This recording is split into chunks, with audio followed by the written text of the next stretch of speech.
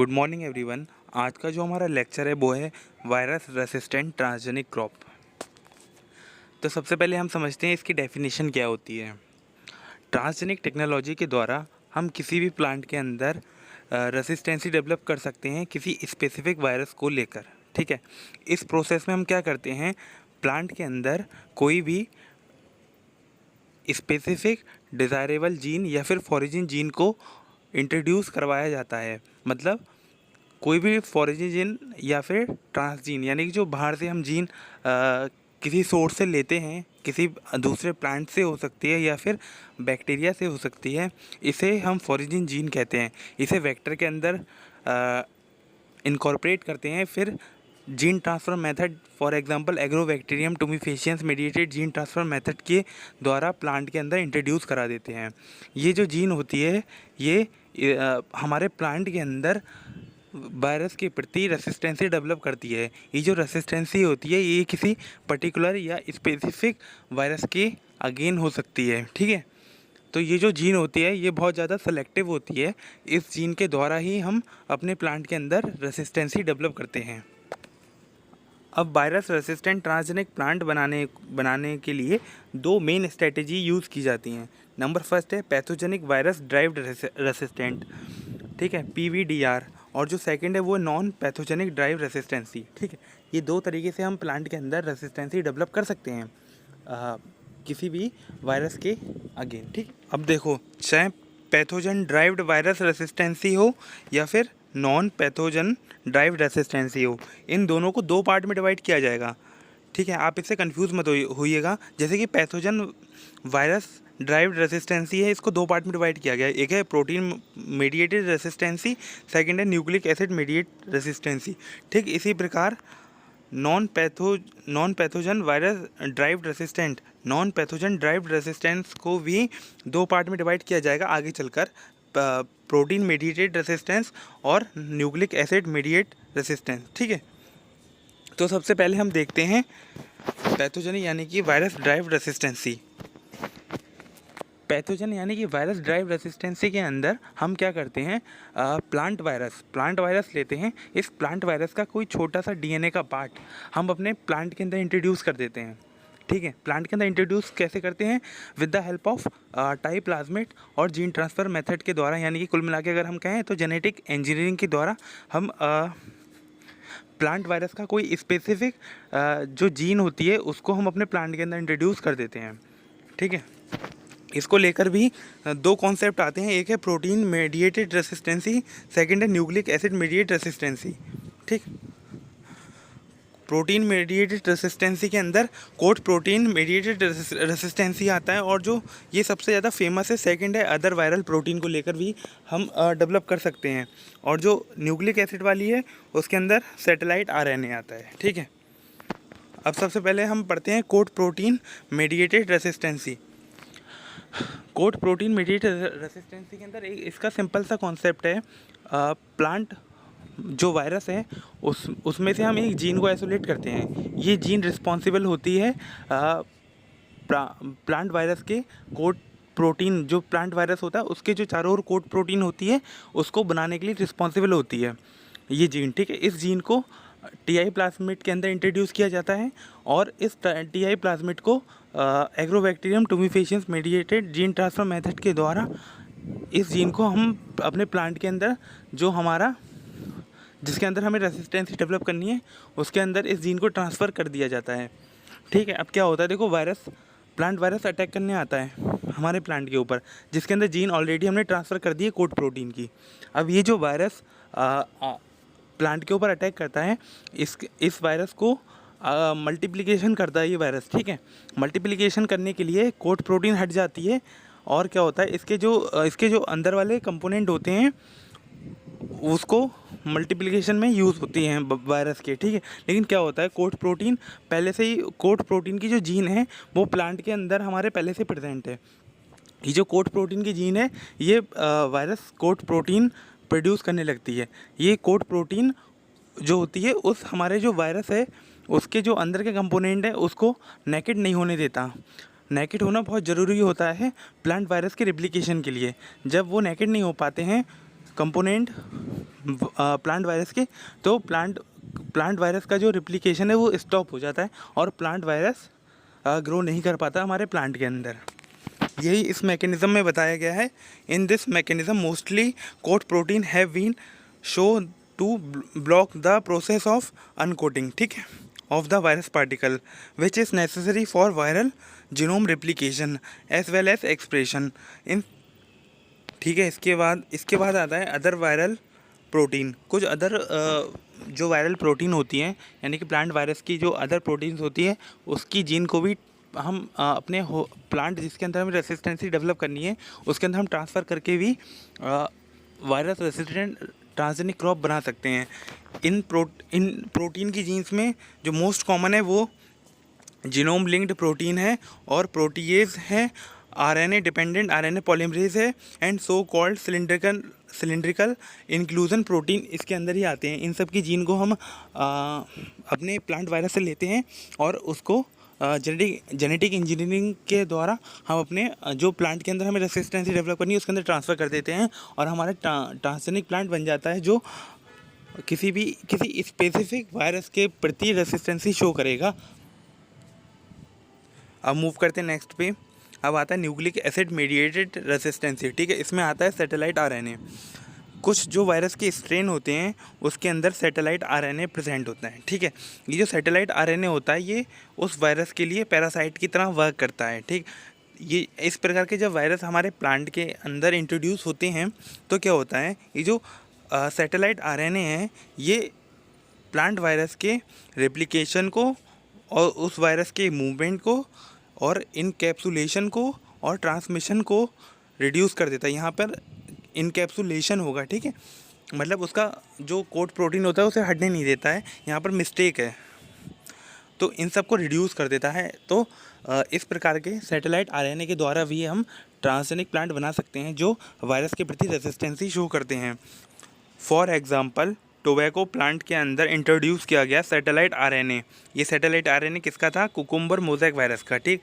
जब ये satellite RNA of the cucumber mosaic virus का टोबैको प्लांट के अंदर इंट्रोड्यूस कर दिया गया तो वो प्लांट जो है रेसिस्टेंसी शो करने लगा किसके अगेंस्ट में, कुकुम्बर मोज़ेक वायरस के अगेंस्ट में, ठीक है। और इसके साथ साथ वो टोमेटो एस्पर्मी वायरस यानी कि TAV वायरस के अगेंस्ट भी रेसिस्टेंसी शो करने लगा क्योंकि हमने उस प्लांट के अंदर इंट्रोड्यूस की थी सैटेलाइट आरएनए, ठीक है।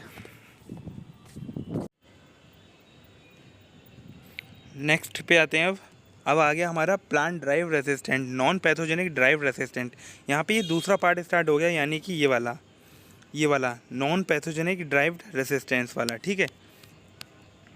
तो जो नॉन पैथोजेनिक, तो प्लांट ड्राइव रेसिस्टेंट यानी कि नॉन पैथोजेनिक ड्राइव रेसिस्टेंसी है, ये भी दो पार्ट में डिवाइड की गई है, प्लांट प्रोटीन मेडिएटेड रेसिस्टेंसी और जो सेकंड है वो न्यूक्लिक एसिड मेडिएटेड रेसिस्टेंसी है, ठीक है। तो सबसे पहले हम प्रोटीन मेडिएटेड रेसिस्टेंसी में पढ़ते हैं। इसमें पहला आता है ribosomal inactivating protein. Several plant contain antiviral protein which inhibit the translocation step of translation via the catalytically removal adenine base from 28S rRNA, ठीक। This protein are called ribosomal inactivating protein and has been isolated from the number of the plant species and used to development of the transgenic plant that show the antiviral activity, ठीक है। तो बहुत सारे plant में से ribosomal inactivating protein को isolate किया गया, यहाँ पर प्रोटीन नहीं, इस प्रोटीन को इनकोड करने वाली जीन को आइडेंटिफाई किया गया प्लांटों में और उसे आइसोलेट किया गया जीन को, नॉट प्रोटीन को। और इस जीन को जेनेटिक इंजीनियरिंग के द्वारा जिस प्लांट के अंदर हमें रेसिस्टेंसी डेवलप करनी है किसी स्पेसिफिक वायरस के लिए उसके अंदर ट्रांसफ़र कर दिया गया, ठीक। अब क्या हुआ, जब वायरस ने अटैक किया हमारे प्लांट के ऊपर तो वो किसी एक पर्टिकुलर सेल के ऊपर अटैक करता है, तो वो जो सेल होती है वो क्या करती है, वो प्रोड्यूस करने लगती है राइबोसोमल इनएक्टिवेटिंग प्रोटीन।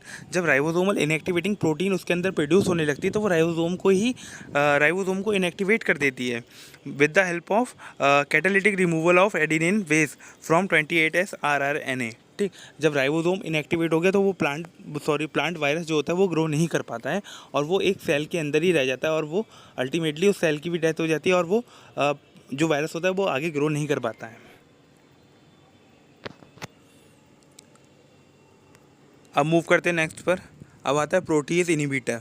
मैनी जो वायरस होते हैं, बहुत सारे जो वायरस हैं उसको नीड होती है सिस्टीन प्रोटीज एक्टिविटी की to process their own polyprotein for their replication and propagation. ठीक है, ये जो सिस्टीन प्रोटीज एक्टिविटी है ये बहुत सारे प्लांट के वायरस को रिक्वायर्ड होती है फॉर देयर ओन पॉलीप्रोटीन की जो है प्रोसेसिंग करने के लिए for their replication and propagation. अगर हम सिस्टीन प्रोटीज एक्टिविटी को रोक दें तो ऐसे वायरस जो है हमारे प्लांट के अंदर ग्रो नहीं कर पाएंगे। तो सिस्टीन प्रोटीज एक्टिविटी को रोकने के लिए हम इसके अंदर एक जीन इंट्रोड्यूस करवाते हैं, वो होती है सिस्टीन प्रोटीज इनहिबिटर की। इससे सिस्टीन प्रोटीज एक्टिविटी रुक जाती है और हमारे जो वायरस होते हैं जो इस प्रकार की ग्रोथ शो करते हैं, माने सिस्टीन प्रोटीज एक्टिविटी के ऊपर डिपेंड रहते हैं, वो ग्रो नहीं कर पाते हैं। इसका जो एग्जांपल है वो है टोबैको प्लांट। टोबैको प्लांट के अंदर राइस सिस्टीन प्रोटीज इनहिबिटर को इंट्रोड्यूस किया गया। इसको इंट्रोड्यूस कराने के बाद इस टोबैको प्लांट ने शो करी रेसिस्टेंसी एक वायरस के, दो वायरस के लिए। ठीक है, पहले वायरस का नेम है टोबैको एच वायरस और जो सेकंड है वो है पोटैटो वायरस वाई। ठीक है, इन दोनों वायरस के अगेंस्ट में हमारा जो प्लांट है वो रेसिस्टेंसी शो करने लगा जब हमने उसके अंदर राइस सिस्टीन प्रोटीज इनहिबिटर की जीन को इंट्रोड्यूस किया। Next is plant antiviral protein. Protection against the virus can be conferred by the antiviral plant protein. For example pokeweed has 3 antiviral protein. ठीक है, pokeweed antiviral protein PAP first which is found in spring season leaf. ठीक है, PAP second which is found in the summer leaf. ठीक, and pep as it is found in the sheets. Both pep1 and pep2 are ribosomal inactivating protein that remove a specific adenine from the large ribosomal RNA of the 60S, ये 59S है। ठीक है, सब unit of eukaryotic ribosome. ठीक, अब ये जो अगर हमारा प्लांट है वो इन्फेक्टेड होता है, हमारा जो पोकीवीड वाला प्लांट है वो इन्फेक्टेड होता है प्लांट वायरस से, तो क्या होता है पेप फर्स्ट और पेप सेकंड प्रोटीन सिंथेसाइज होने लगती है हमारे प्लांट के अंदर। ये दोनों राइबोसोमल इनएक्टिवेटिंग प्रोटीन है और ये क्या करती है राइबोसोम को इनएक्टिवेट कर देती हैं इन्फेक्टेड सेल के अंदर। जब राइबोसोम इनएक्टिवेट होता है तो राइबोसोम क्या करता है, वो राइबोसोम प्रोटीन सिंथेसाइज में इंपॉर्टेंट रोल प्ले करता है। तो प्रोटीन की सिंथेसिस स्टॉप हो जाती है और वहाँ पे जो प्लांट वायरस की ग्रोथ है वो भी उस सेल के अंदर ही रिस्ट्रिक्टेड रहती है। ठीक, अब आता है plant nucleic acid mediated resistance. इसके अंदर जो पहला है वो है आरएनए इंटरफेरेंस। ठीक है, इसके अंदर क्या किया जाता है, सबसे पहले प्लांट के अंदर डबल स्टैंडर्ड आरएनए को इंट्रोड्यूस किया जाता है। ठीक है, बाहर से इनकॉर्पोरेट किया जाता है डबल स्टैंडर्ड आरएनए को। अब इस डबल स्टैंडर्ड आरएनए पे एक डाइसर प्रोटीन आकर बाइंड कर जाती है। ये आरएनए 3 फैमिली से बिलोंग करता है। ठीक है, अब ये जो डाइसर प्रोटीन है इस डबल स्टैंडर्ड आरएनए को ट्रिम करती है और ओनली 21 न्यूक्लियोटाइड लॉन्ग आरएनए को छोड़ देती है।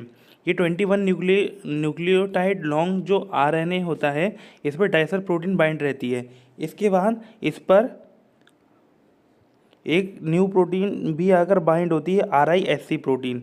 यहाँ पर मैं आपको जूम करके दिखाता हूँ। यहाँ पर एक ये जो ब्लू कलर से है वो RISC प्रोटीन है। ये RISC प्रोटीन इस पे आकर बाइंड हो जाती है। ठीक है, ये RISC प्रोटीन अब क्या करती है, एंटीसेंस स्ट्रैंड जो RNA का है उसको डिग्रेड कर देती है और हमारा एक सिंगल स्ट्रैंड का RNA रह जाता है। अब ये RNA 2 तरीके से वायरस के इन्फेक्शन को रोक सकता है। ठीक है, जिसमें से पहला कंडीशन में क्या होगा, ये जो ऊपर वाला आप स्टैंड देख रहे हो ये वाला स्टैंड, ये स्टैंड प्लांट वायरस के mRNA का है। ठीक है, ये mRNA के स्टैंड से कम्प्लीमेंट्री सीक्वेंस परफेक्टली मैच कर जाते हैं और ये उससे बाइंड कर जाता है। इस टाइम पे क्या होता है, यहाँ इसमें RISC कॉम्प्लेक्स में आर्गोनॉट प्रोटीन होती है जो इस डबल स्टैंडर्ड RNA को डिग्रेड कर देती है। ठीक है, और जो सेकंड कंडीशन है उसमें क्या होता है, ये जो mRNA वाला स्ट्रैंड है ये mRNA वाला स्ट्रैंड हमारे वायरस का है। ठीक है, इससे हमारा डाइसर प्रोटीन और RISC कॉम्प्लेक्स और 21 न्यूक्लियोटाइड लॉन्ग mRNA का सिंगल स्ट्रैंड आकर बाइंड हो जाता है, पर ये परफेक्टली कंप्लीमेंट्री सीक्वेंस से बाइंड नहीं होता है। ध्यान से देखो, ये सब आगे पीछे बाइंड हुए हैं, ठीक है, लेकिन बाइंड हो गया है। तो इस कंडीशन में क्या होता है, राइबोसोमल एक्टिविटी को स्टॉप हो जाती है और इससे प्रोटीन सिंथेसिस नहीं होती है, ठीक है। तो ये दो कंडीशन होती है जिसके द्वारा जो mRNA होता है उसकी जो नेक्स्ट प्रोसेसिंग होती है, यानी कि उसको स्टॉप mRNA की जो नेक्स्ट प्रोसेसिंग होती है, mRNA किसका, जो प्लांट वायरस का है, उसकी जो प्रोसेसिंग होती है आगे की, उसको स्टॉप कर दिया जाता है RNA इंटरफेरेंस के द्वारा। अब जो नेक्स्ट आती है हमारी, वो है एंटीसेंस टेक्नोलॉजी। एंटीसेंस टेक्नोलॉजी के द्वारा भी हम प्लांट के अंदर वायरस के प्रति रेसिस्टेंसी डेवलप कर सकते हैं। डीएनए के दो स्ट्रैंड होते हैं, एक होता है सेंस स्ट्रैंड, एक होता है एंटीसेंस स्ट्रैंड। एंटीसेंस स्ट्रैंड से mRNA बनता है, ठीक है। ये जो mRNA होता है ये सेंस mRNA होता है, ठीक है। सेंस स्ट्रैंड है ये mRNA का, mRNA को सेंस स्ट्रैंड कहेंगे, ठीक है। ये जो mRNA है इसका ट्रांसलेशन होगा सिंपली और पेप्टाइड का सीक्वेंस बनेगा, यानी कि प्रोटीन बन जाएगी, ठीक है। नॉर्मल प्रोसेस हुआ।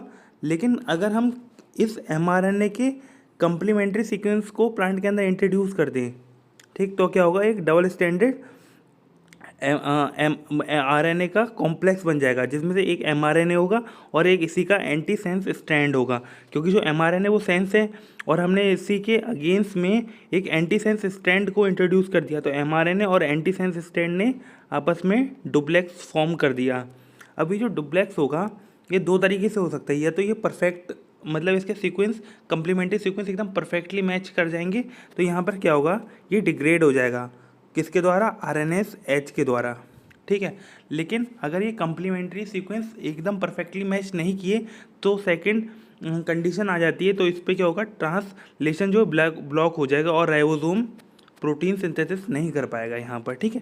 ये देखिए, राइबोसोम आगे प्रोटीन सिंथेसिस नहीं कर पाएगा क्योंकि यहाँ पर एंटीसेंस वाला स्ट्रैंड जो है बाइंड हो गया, बट परफेक्टली बाइंड नहीं हुआ है, तो क्या होगा, प्रोटीन सिंथेसिस स्टॉप हो जाती है। तो ये लेक्चर ख़त्म होता है यहाँ पे। इतने ही मेथड होते हैं इंपॉर्टेंट जिसके द्वारा हम वायरस रेसिस्टेंट ट्रांसजेनिक क्रॉप बना सकते हैं। यही आप अगर अपने पेपर में लिखते हो तो काफ़ी होता है, ठीक है।